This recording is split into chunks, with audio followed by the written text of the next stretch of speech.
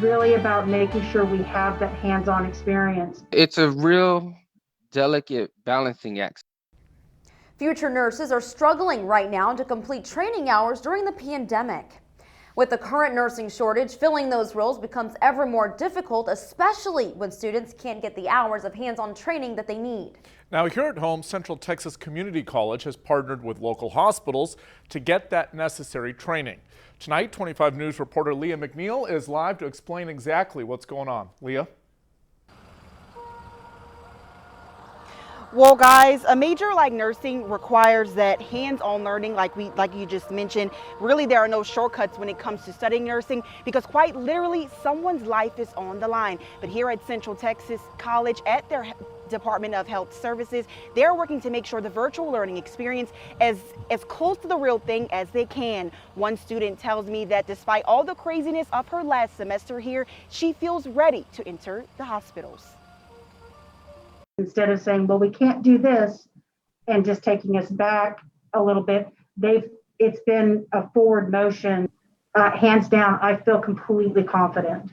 Family, friends, and the faculty at Central Texas College are the people nursing senior Jennifer Frierson credits with her success this semester. Has been instrumental in providing us with online modules in order for us to complete our coursework, and it has kept us, it's being just like in the classroom. Department Chair Tammy Samarripa says they have shifted to case studies and a virtual hospital to continue their teaching online. By minimizing and alternating students who come on campus, they are still able to have their in-person skills lab. We've done a little bit of everything trying to meet the objectives of each program, and so far so good. It's working. It's not ideal, but it's certainly meeting those requirements that are needed for their objectives.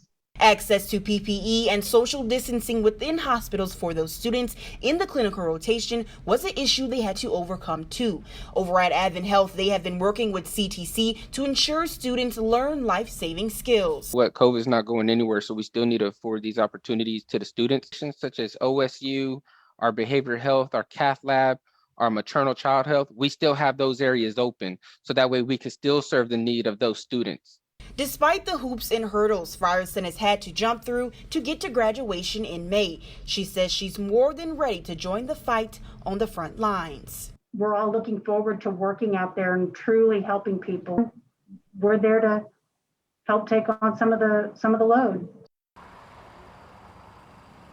Now, Thomas Wilhite, who we just heard from, is the Director of Employee Education and Clinical Informatics at Advent Health. He says before the surge that we're in now, those nurses in the clinical rotation were able to work alongside those COVID nurses in the ICU and the CCU, but right now they have closed that off because those sections of the hospital have 50% or more COVID-19 patients. He tells me he hopes as soon as the surge is under control that nursing students can get back alongside those nurses so they can be prepared when they enter the hospitals. Reporting in Killeen, Leah McNeil, 25 News. Leah, thank you. CTC students are also helping with COVID-19 vaccines, both distribution and actually helping with the shots.